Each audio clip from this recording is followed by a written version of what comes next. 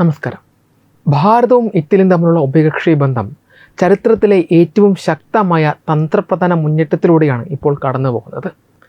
കേവലം ആയുധങ്ങൾ വിൽക്കുന്ന ഒരു വിദേശ രാജ്യം എന്നതിനുമപ്പുറം ഇന്ത്യയുടെ പ്രതിരോധ സ്വയം പര്യാപ്തത ലക്ഷ്യമിട്ടുള്ള ആത്മനിർഭർ ഭാരത് പദ്ധതിക്ക് പൂർണ്ണ പിന്തുണ നൽകി ദീർഘകാല പങ്കാളിയാകാൻ ഇറ്റലി സന്നദ്ധത അറിയിച്ചിരിക്കുകയാണ്. ഇന്ത്യയിലെ ഇറ്റാലിയൻ അംബാസഡർ ആൻ്റോണിയോ എൻറിക്കോ ബാർട്ടോളി നൽകിയ പ്രത്യേക അഭിമുഖത്തിലാണ് ഇരു രാജ്യങ്ങളും തമ്മിലുള്ള പ്രതിരോധ, വാണിജ്യ, ബഹിരാകാശ മേഖലകളിലെ സഹകരണം പുതിയ ഉയരങ്ങളിലേക്ക് കുതിക്കുന്നതായി വ്യക്തമാക്കിയത്. പ്രധാനമന്ത്രി നരേന്ദ്രമോദിയുടെ റോം സന്ദർശനവും അതിന് പിന്നാലെ രൂപീകരിക്കപ്പെട്ട 2025-2029 ജോയിൻറ്റ് ആക്ഷൻ പ്ലാനും ഇരു രാജ്യങ്ങളുടെയും പരസ്പര താൽപ്പര്യങ്ങൾക്കും മുൻഗണനകൾക്കും പുതിയ ദിശാബോധം നൽകിയിട്ടുണ്ട്. ജനാധിപത്യ മൂല്യങ്ങളും ശക്തമായ വ്യവസായ അടിത്തറയുമുള്ള രണ്ട് ഉപദ്വീപീയ രാജ്യങ്ങൾ എന്ന നിലയിൽ സുരക്ഷിതമായ വിതരണ ശൃംഖലകൾ കെട്ടിപ്പടുക്കാനും കയറ്റുമതി വർദ്ധിപ്പിക്കാനും ഈ സഖ്യം വഴി സാധിക്കുമെന്നാണ് വിലയിരുത്തപ്പെടുന്നത്. ഭാരതത്തിൻ്റെ പ്രതിരോധ വ്യവസായം വികസിപ്പിക്കുന്നതിൽ പങ്കാളികളാകുക എന്നത് ഇറ്റലിയുടെ ഏറ്റവും വലിയ താൽപ്പര്യങ്ങളിൽ ഒന്നാണ്.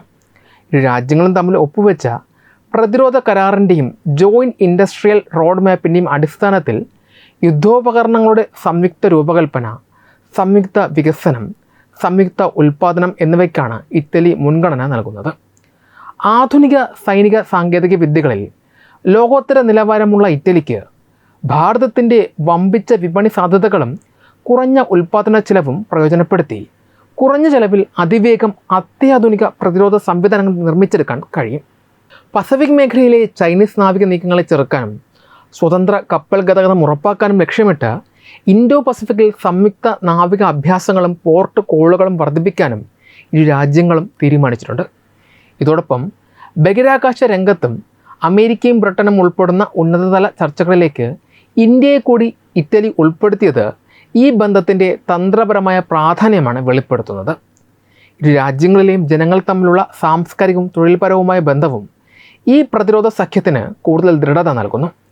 ഇറ്റലി നേരിടുന്ന ജനസംഖ്യാപരമായ പ്രതിസന്ധിയും നഴ്സുമാരുടെ കുറവും പരിഹരിക്കുന്നതിനായി ഇന്ത്യയിൽ നിന്നുള്ള പ്രൊഫഷണലുകൾക്ക് ഇറ്റലിയിലേക്ക് കുടിയേറാനുള്ള അവസരങ്ങൾ വിപുലമാക്കിയിട്ടുണ്ട്.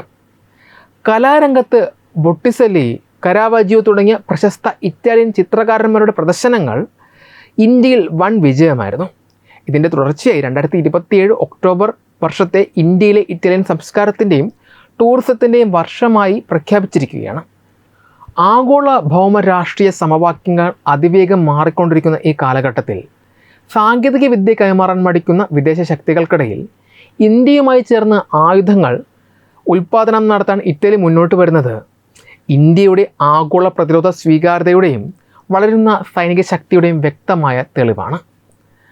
ആധുനിക പ്രതിരോധ സാങ്കേതിക വിദ്യയുടെയും സൈനിക വ്യവസായത്തിൻ്റെയും കാര്യത്തിൽ ലോകത്തിലെ ഏറ്റവും മുൻപന്തി നിൽക്കുന്ന രാജ്യങ്ങളിൽ ഒന്നാണ് ഇറ്റലി. കേവലം പരമ്പരാഗത ആയുധങ്ങളുടെ നിർമ്മാതാക്കൾ എന്നതിനുമപ്പുറം ഡിജിറ്റൽ യുഗത്തിലെ സങ്കീർണമായ യുദ്ധ സാഹചര്യങ്ങളെ നേരിടാൻ ശേഷിയുള്ള അത്യാധുനിക സംവിധാനങ്ങൾ വികസിപ്പിക്കുന്നതിൽ ഇറ്റലി തങ്ങളുടെ ആഗോള മേധാവിത്വം ഇതിനോടകം തന്നെ തെളിയിച്ചിട്ടുണ്ട്. നാവിക സുരക്ഷ, വ്യോമയാനം, മിസൈൽ സാങ്കേതിക വിദ്യ, ഇലക്ട്രോണിക് യുദ്ധ സംവിധാനങ്ങൾ തുടങ്ങി ഒട്ടനവധി മേഖലകളിൽ ഇറ്റലി കൈവരിച്ച വൈദഗ്ധ്യം ലോകരാഷ്ട്രങ്ങൾക്കിടയിൽ അവർക്ക് വലിയ സ്വീകാര്യതയാണ് നൽകുന്നത്.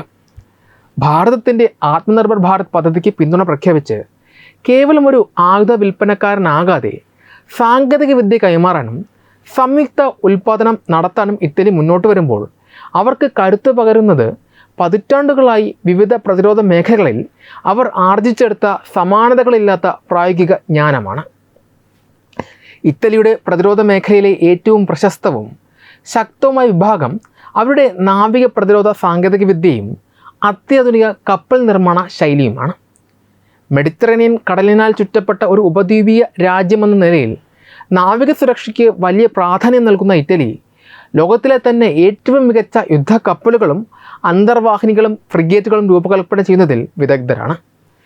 ഇറ്റലിയുടെ പ്രമുഖ കപ്പൽ നിർമ്മാണശാലയായ ഫിൻകന്തേരേരി ഈ രംഗത്തെ ആഗോള ഭീമനാണ്. ഭാരതത്തിൻ്റെ ആദ്യ തദ്ദേശീയ വിമാനവാഹിനി കപ്പലായ INS വിക്രാന്തിൻ്റെ പ്രൊപ്പൽഷൻ സിസ്റ്റം സംയോജനത്തിലും പ്രാഥമിക രൂപകൽപ്പനയിലും ഇറ്റാലിയൻ സാങ്കേതിക സഹായം വലിയ പങ്ക് വഹിച്ചിരുന്നു. ഇതിനു പുറമെ ലോകമെമ്പാടുമുള്ള നാവികസേനകൾ തങ്ങളുടെ യുദ്ധക്കപ്പലുകളിൽ പ്രധാന ആക്രമണ ആയുധമായി ഉപയോഗിക്കുന്ന ഒട്ടോ മെലാര നാവിക തോക്കുകൾ ഇറ്റലിയുടെ പ്രതിരോധ ഉൽപ്പാദന മികവിൻ്റെ മികച്ച ഉദാഹരണമാണ്. കടലിലെ ഏത് സങ്കീർണമായ വെല്ലുവിളികളെയും നേടാൻ ശേഷിയുള്ള ഇത്തരം നാവിക സംവിധാനങ്ങൾ നിർമ്മിക്കുന്നതിനുള്ള ഇറ്റലിയുടെ കഴിവ് ഇന്ത്യൻ നാവികസേനയുടെ നവീകരണത്തിന് വലിയ തോതിൽ പ്രയോജനപ്പെടും. വ്യോമയാന മേഖലയിലും ഹെലികോപ്റ്റർ നിർമ്മാണത്തിലും ഇറ്റലി കൈവരിച്ച പുരോഗതി ആഗോള പ്രതിരോധ രംഗത്ത് വളരെ വലുതാണ്. ഇറ്റാലിയൻ പ്രതിരോധ ഭീമനായ ലിയനാർഡോ ഗ്രൂപ്പ് വികസിപ്പിച്ചെടുക്കുന്ന സൈനിക ഹെലികോപ്റ്ററുകളും അത്യാധുനിക വിമാനങ്ങളും ലോകമെമ്പാടും പ്രശംസ പിടിച്ചുപറ്റിയതാണ്. കഠിനമായ കാലാവസ്ഥയിലും സമുദ്ര ഉപരിതലത്തിലും രക്ഷാപ്രവർത്തനങ്ങൾക്കും അന്തർവാഹിനി വിരുദ്ധ പോരാട്ടങ്ങൾക്കും ഉപയോഗിക്കാനാവുന്ന AW101 പോലെയുള്ള ആധുനിക ഹെലികോപ്റ്ററുകൾ ഇറ്റലിയുടെ വ്യോമയാന വൈദഗ്ധ്യത്തിൻ്റെ തെളിവാണ്. കൂടാതെ യൂറോപ്യൻ രാജ്യങ്ങളുടെ സംയുക്ത സംരംഭമായ യൂറോഫൈറ്റർ ടൈഫൂൺ യുദ്ധവിമാനത്തിൻ്റെ നിർമ്മാണത്തിലും അതിൻ്റെ റഡാർ സാങ്കേതിക വിദ്യകൾ വികസിപ്പിക്കുന്നതിലും ഇറ്റലി വളരെ നിർണായകമായ പങ്കാണ് വഹിച്ചത്. സൈനിക പൈലറ്റുമാർക്ക് അത്യാധുനിക പരിശീലനം നൽകാൻ ഉപയോഗിക്കുന്ന M346 പോലെയുള്ള അഡ്വാൻസ്ഡ് ജെറ്റ് ട്രെയിനറുകളുടെ നിർമ്മാണത്തിലും ഇറ്റലിക്ക് ആഗോളതലത്തിൽ വലിയ വിപണിയുണ്ട്.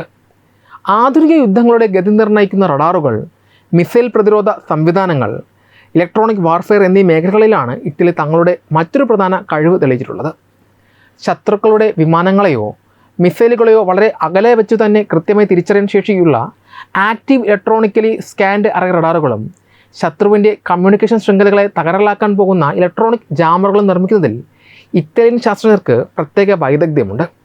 ഇതിനൊപ്പം യൂറോപ്യൻ മിസൈൽ നിർമ്മാണ കൺസോർഷ്യമായ MBDAയിലെ പങ്കാളിത്തത്തിലൂടെ ആധുനിക വ്യോമ പ്രതിരോധ മിസൈലുകളും കപ്പൽ വിരുദ്ധ മിസൈലുകളും ഇറ്റലി ഉൽപ്പാദിപ്പിക്കുന്നുമുണ്ട്. സമുദ്രാന്തർ യുദ്ധങ്ങളിൽ നിർണായകമായ ബ്ലാക്ക് ഷാർക്ക് പോലെയുള്ള ഹെവി വെയ്റ്റ് ടോർപിഡോകളുടെ നിർമ്മാണത്തിലും ഇറ്റലി ലോകോത്തര നിലവാരം പുലർത്തുന്നു.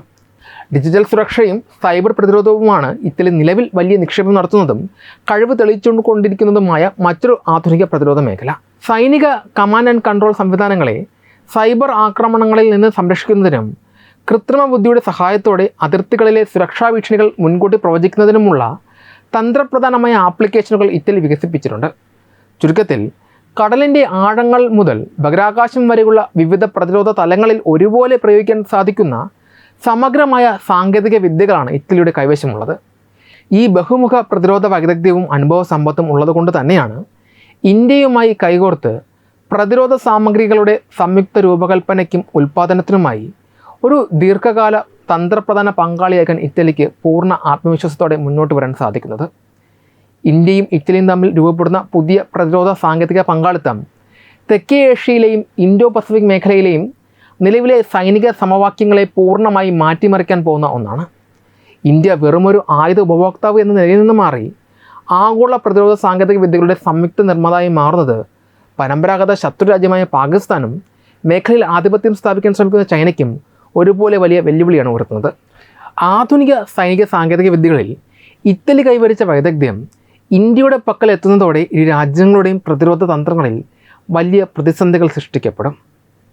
പാകിസ്ഥാനെ സംബന്ധിച്ചിടത്തോളം ഈ സഖ്യം അവരുടെ പരമ്പരാഗത നാവിക വ്യോമ പ്രതിരോധ സന്തുലിതാവസ്ഥയെ പൂർണ്ണമായും തകർക്കുന്നതാണ്.